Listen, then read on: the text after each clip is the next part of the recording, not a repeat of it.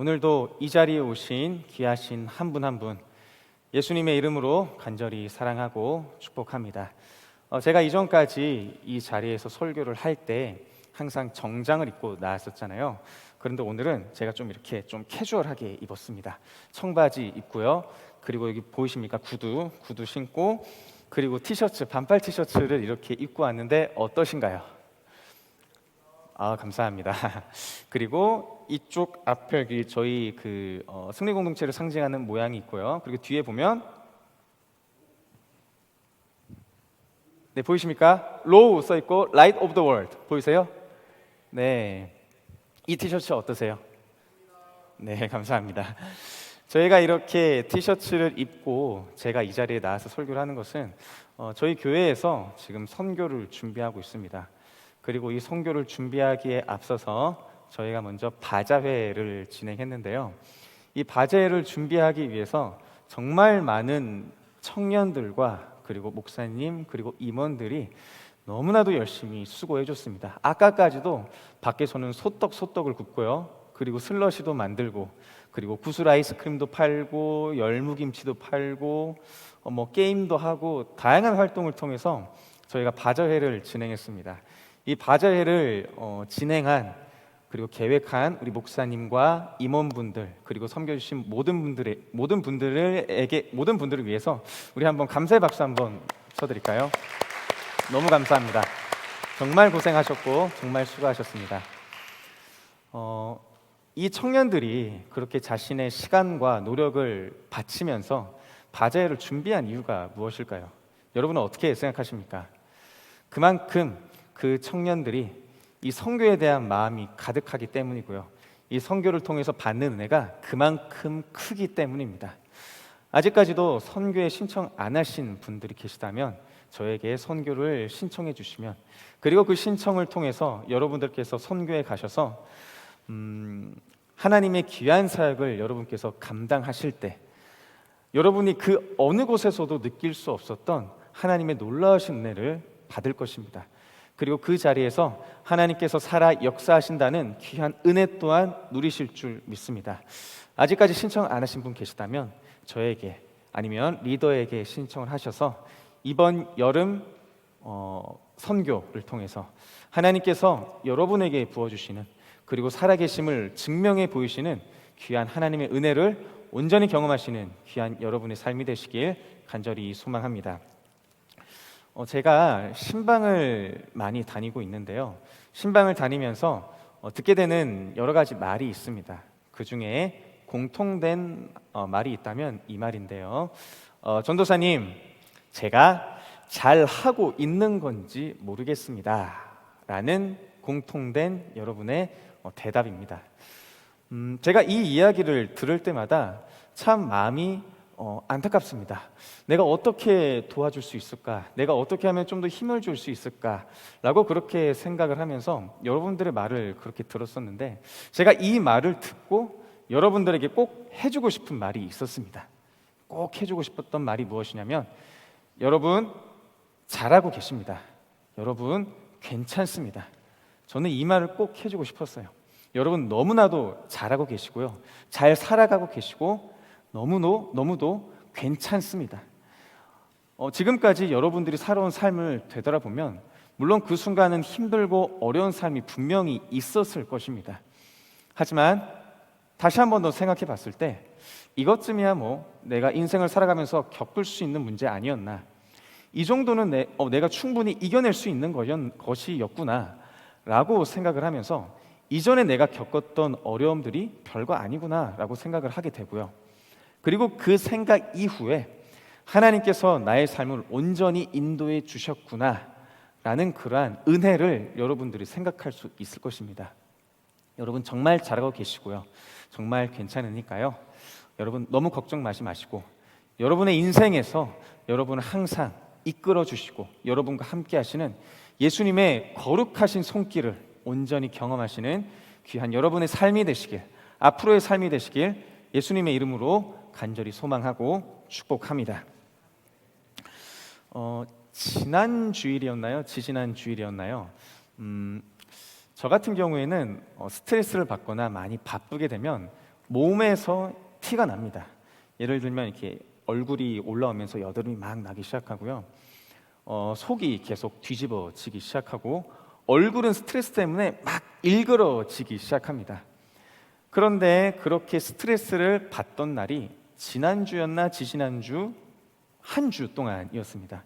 외적으로도 힘들고 내적으로도 너무나도 삶이 바쁘다 보니까 스트레스를 너무나도 많이 받고 있던 상황이었는데 어느 날은 제가 집에 잠깐 들렸다가 금요 철야를 드리기 위해서 역곡역에서 나와서 교회로 걸어가는 길이었는데 교회 오는 길에 보면 파리바게트 하나 있잖아요. 그 파리바게트 앞에서 갑자기 그 수많은 인파 속에서 전도사님 이렇게 저의 이름을 부르는 소리가 들렸습니다. 그래서 제가 고개를 확 들어서 보니까 누가 있었냐면 우리 박주연 자매와 박예림 자매가 저를 보면서 반갑게 인사를 해주더라고요. 그런데 얼마나 반갑게 기쁘게 인사를 해주는지 그 두 명의 청년이 환하게 웃으니까 그 주변이 환하게 밝혀지는 희한한 체험을 하게 됐습니다. 그래서 제가 보고 너무나도 기분이 좋아서 와, 그렇게 환하게 웃는 모습 보니까 너무 좋다라고 이렇게 이야기하니까 또 하하가 아니죠. 자매님이십니다. 네. 호호하면서 막 입을 가리면서 더 환하게 웃더라고요. 그런데 제가 그 웃음을 볼 때 제 마음속에 있는 스트레스와 응어리들이 싹 사라지고 제 마음속에 무엇이 차올랐을까요? 행복함이 막 차오르기 시작하더라고요.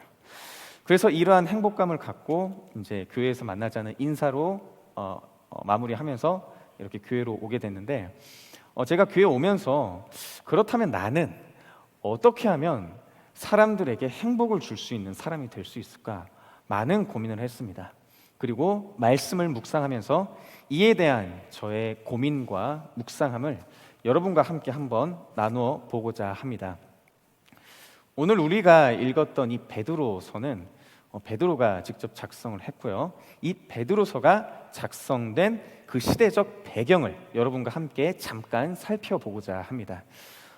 예수님께서 돌아가셨다가 부활하시고 승천하신 후에 예수님의 제자들과 예수님을 전하는 수많은 사람들이 이곳저곳으로 흩어지면서 예수님의 복음을 전하기 시작했습니다. 그리고 이와 동시에 그리스도인들에게 처해진 박해도 날이 갈수록 점점 더 심해지고 있었습니다. 그리고 기독교에 대한 공식적인 첫 번째 박해라고 할 수 있는 로마의 왕이 등극을 하게 되는데 그 왕의 이름이 누구였냐면 네로 황제입니다. 네로 황제. 네로 황제가 재임을 하고 난 후부터 기독교인들에 대한 대대적인 박해가 시작됐는데 그 중에 대표적인 박해를 하나 꼽자면 로마에서 발생한 대화재입니다. 로마에서 기원전 60, 기원 후 64년에 엄청나게 큰 대화재가 발생하게 되는데 이 화재에 대한 원인을 누구에게 돌렸을까요? 바로 기독교인들에게 돌렸습니다. 그래서 이때 기독교인들이 정말 많은 기독교인들이 핍박을 받고 죽게 순교하게 됐다고 합니다. 그리고 박해는 끊이지 않아서 그 이후에는 어떠한 박해가 자행됐냐면 그리스도인들에게 짐승의 가죽 옷을 입히고 짐승과 싸우게 하는 고통을 주기도 했고요. 그리고 그리스도인 몸에 기름을 발라서 나무에 묶은 후에 불을 붙였습니다. 그래서 이걸 보고 인간 촛대라고 할 만큼의 지금으로서는 전혀 생각할 수 없었던 잔인하고 비인간적인 형태의 박해들이 이때 당시에 자행되고 있었습니다. 그리고 베드로는 이러한 박해의 상황들을 모두 다 보고 있었어요. 보고 있는 중에 썼던 서신이 바로 이 베드로 서신입니다. 베드로 서신이 이러한 상황 가운데 쓰였던 배경을 여러분들 좀 알 수 있겠죠. 그런데 이렇게 많은 어려움이 있었고 고통이 있었던 이 시대에 베드로는 그리스도인들에게 이렇게 이야기를 합니다. 제가 한번 읽어보겠습니다. 베드로전서 1장 22절의 말씀인데 제가 한번 읽어볼게요. 너희가 진리를 순종함으로 너희 영혼을 깨끗하게 하여 거짓이 없이 형제를 사랑하기에 이르렀으니 마음으로 뜨겁게 서로 사랑하라. 아멘. 이렇게 권면합니다. 그리스도인들이 정말 끔찍한 고통을 받고 있을 때 베드로는 이 끔찍한 고통의 상황을 벗어날 수 있는 방법을 알려준 게 아니라, 해결할 수 있는 방법을 알려준 게 아니라, 야, 그리스도인들아, 예수님을 믿는 너희들아, 너희는 서로 뜨겁게 사랑해야 돼 라고 이렇게 권면합니다. 해결책을 알려준 게 아니라 서로 뜨겁게 사랑하라고 권면했습니다. 그런데 이 말이 얼마나 간절한 마음이었냐면, 여기서 뜨겁게라는 단어가 나오잖아요. 이 뜨겁게라는 단어는 우리가 일반적으로 알고 있는 뜨겁게의 의미를 벗어나서 내 온 마음과 정성을 다해서 열정적으로 열심을 다해 라는 의미를 갖고 있는 단어입니다. 그러니까 이 베드로는 그리스도인들에게 뜨겁게 정말 열정을 다해서 온 마음을 다해서 한 사람 한 사람을 사랑하라고 이렇게 권면한 것입니다. 저는 이 말씀을 읽고 이해가 안 되더라고요. 아니, 하나님, 만약에 제가 사랑하는 사람이 어려운 고통을 당하고 있으면 저는 분명히 그 사람이 고통에서 빠져나올 수 있는 해결책을 알려줄 것인데, 왜 이 베드로는 고통받고 있는 성도들에게 그 어려움을 빠져나올 수 있는 해결 방법을 알려준 게 아니라 왜 서로 사랑하라고 권면했습니까? 라고 그렇게 계속 하나님한테 질문하며 이 말씀을 받아들이기 위해서 많은 노력을 했습니다. 여러분 같으면 어떠십니까? 여러분 같으면 여러분이 정말로 사랑하는 사람이 있는데 그 사람이 힘든 상황 속에 빠져 있어요. 그 사람을 위해서 여러분은 어떻게 이야기를 해주고 싶으십니까? 해결책을 알려주시겠습니까? 아니면은 사랑하라라고 이야기해 주십니까? 제가 여러분의 삶으로 잠깐 들어가 보고자 하는데, 한동안 우리의 삶을 뒤흔들었던, 그리고 우리 청년들의 주요시 됐던 키워드 단어가 몇 개 있는데요. 제가 이 세 가지를 갖고 왔는데, 주식과 비트코인과 인스타그램입니다. 어느 순간부터 주식과 인스타그램에 목매이는 청년들이 막 늘어나기 시작하더라고요. 그래서 제가 왜 이러한 일들이 발생하게 됐을까라고 해서 인터넷에 찾아보니까 이러한 기사들이 있더라고요. 내가 어느 회사에 투자를 했는데 돈을 벌었다. 그런데 그 돈을 번 게 내가 평생 동안 먹고 살아도 남을 만큼의 돈을 벌게 됐다 라든지, 아니면 내가 이 주식을 매수해서 너무나도 큰 이익을 남겼다, 아니면은 이 비트코인이 그냥 무심결에 샀는데 나중에는 가치가 이만큼 올라가서 내가 어마어마한 돈을 벌게 됐다 라는 그러한 인터넷 기사들을 보게 됐고, 그러한 인터넷 기사들을 본 수많은 청년들이 너도 나도 할 것 없이 주식과 비트코인에 빠져들기 시작했습니다. 그리고 많은 비트코인과 주식을 사면서 그것으로 어떠한 문제에 대한 해결책을 찾으려고 했습니다. 그렇게 많이 매수한 청년들이 돈을 벌기 위해서라는 이유도 있었지만, 다른 이유는 또 무엇이 있었냐면 큰 돈이 필요해서 주식을 했습니다. 아니면은 병원비를 마련하기 위해서 비트코인을 샀습니다 라는 이유가 있었고요. 그리고 이러한 개인적으로 갖고 있는 문제들을 해결하기 위해서 그러한 비트코인을 사고 주식을 샀다라고 했었던 기사를 보게 됐습니다. 그리고 주식과 비트코인 이외에 인스타그램이 있죠. 저도 인스타그램 합니다. 그리고 인스타그램에서 강아지 보는 거 너무 좋아해요. 그래서 강아지도 팔로우 했고요. 인스타그램을 제가 했을 때 가장 놀랐던 게 무엇이냐면, 제가 33, 평생 동안 살면서 볼 수 없었던 선남 선녀들이 인스타그램에 정말 많이 있더라고요. 그리고 또 얼마나 잘 사는지 돈을 자랑하기도 하고, 자기가 갖고 있는 명품을 자랑하기도 하고, 엄청 비싼 외제차도 자랑하기도 하고, 인스타를 통해서 자신을 막 과시하는 모습을 많이 봤습니다. 많은 청년들은 인스타에서 나온 그들의 모습을 보고 그들의 모습을 동경한 채 나도 명품으로 나를 꾸미고 싶다, 나도 외제차로 나를 꾸미고 싶다, 나도 내가 비록 지금의 형편상에서는 살 수 없지만 돈이라도 대출을 받아서 저 사람들이 누리고 싶은 것을 나도 누리고 싶다 라고 하면서 지나친 소비와 지나친 인스타그램에 의존하는 모습을 많이 보게 됐습니다. 그리고 어느 날은 또 인스타를 막 보는데 초밥을 먹는 사진들이 계속 올라오더라고요. 그래서 해시태그 밑에 보니까 오마카세라고 있더라고요. 여러분 혹시 오마카세라고 아십니까? 제가 오마카세가 몰라가지고 오마카세를 찾아보니까 오마카세는 맡긴다는 뜻의 일본어로 메뉴판이 따로 없이 그날의 음식을 주방장이 알아서 만들어내 놓는 일본식 코스 요리를 가리킨다라고 하네요. 그리고 이 오마카세가 꽤나 비싼가 봐요. 그래서 서울에서 유명한 호텔에 가서 오마카세를 먹고 그것을 먹은 사진을 자랑하는 사진들을 막 올리고, 그리고 이 사진을 본 많은 청년들이 나도 오마카세 먹어야겠다 해서 무리한 돈을 들여서 호텔에 가서 오마카세를 먹고 그거에 대한 사진을 올리며 자랑하는 등 인스타에서 나타난 여러 가지 상황들을 보게 됐습니다.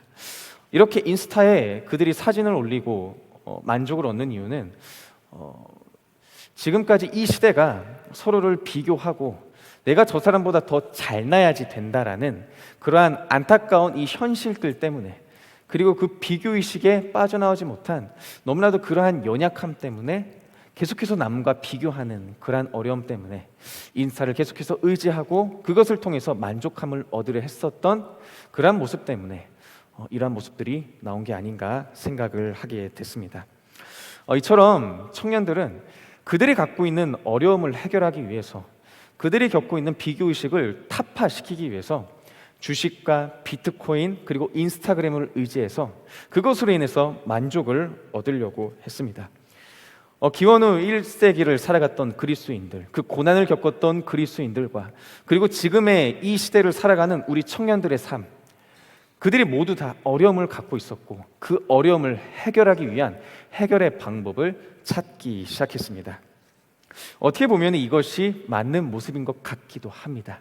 하지만 베드로는 이러한 상황을 겪고 있는 우리들에게 다른 방법을 권면하는데요, 그 방법을, 그 권면의 내용을 제가 한번 읽어보겠습니다. 베드로 전서 2장 1절과 3절까지의 말씀인데요, 제가 한번 읽어볼게요. 그러므로 모든 악독과 모든 기만과 외식과 시기와 모든 비방하는 말을 버리고 갓난아기들 같이 순전하고 신령한 젖을 사모하라. 이는 그로 말미암아 너희로 구원에 이르도록 자라게 하려 함이라. 너희가 주의 인자하심을 맛보았으면 그리하라. 아멘. 이렇게 얘기합니다. 그리스도인 너네들이 힘들고 어려운 상황 속에 있을 때 악독과 기만과 외식과 시기와 모든 비방하는 말이 너에게 들려올 때 그러한 것들을 모두 버리고 갓난 아기들 같이 순전하고 신령한 젖을 사모해야 된다. 그리고 이러한 젖을 우리가 사모했을 때 한 인물에게 나아가야 한다라고 권면하는데, 4절과 5절의 말씀을 제가 읽어보겠습니다. 사람에게 버림받았으나 하나님께는 택하심을 입은 보배로운 산돌이신 예수께 나아가 너희도 산돌같이 신령한 집으로 세워지고 예수 그리스도로 말미암아 하나님이 기쁘게 받으실 신령한 제사를 드릴 거룩한 제사장이 될지니라. 아멘. 누구에게 나아가라고 하고 있나요? 예수 그리스도께 나아가라 라고 이렇게 이야기하고 있습니다. 힘들고 어려울 때 그 어려움을 해결할 수 있는 방법을 찾기 전에 먼저 예수님께 나아가라고 권면하고 있습니다. 그리고 이렇게 예수님께 나아간 사람들을 어떻게 지칭하냐면 9절과 10절에 이렇게 지칭합니다. 그러나 너희는 택하신 족속이요 왕같은 제사장들이요 거룩한 나라요 그의 소유가 된 백성이니 이는 너희를 어두운 데서 불러내어 그의 기이한 빛에 들어가게 하신 이의 아름다운 덕을 선포하게 하려 하심이라. 너희가 전에는 백성이 아니더니 이제는 하나님의 백성이요 전에는 긍휼을 얻지 못하였더니 이제는 긍휼을 얻은 자니라. 아멘. 예수님께 나아간 그리스도인들을 향해서 이렇게 이야기합니다.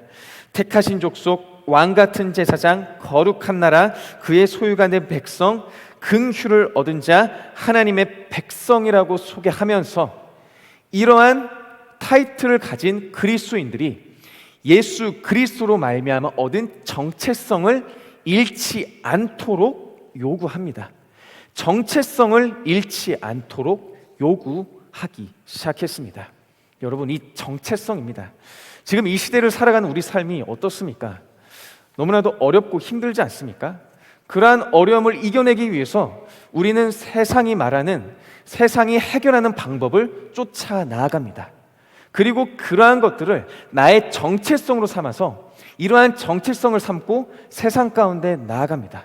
그런데 이렇게 우리가 이 세상에서 말하는 해결 방법을 우리가 마음속으로 품었을 때 그것이 과연 우리의 정체성으로 품을 수 있을까요?